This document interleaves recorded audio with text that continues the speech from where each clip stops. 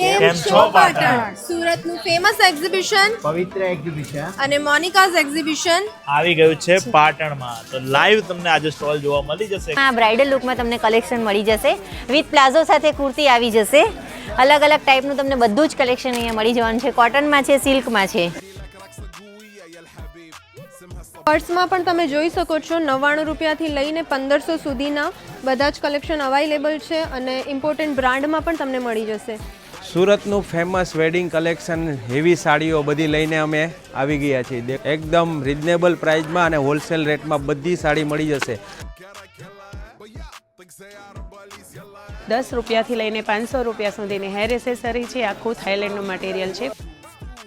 બધું સુરતનું ખાદી કલેક્શન છે અને આમાં શરૂઆત 500થી લઈને 3500 સુધીની રહેશે.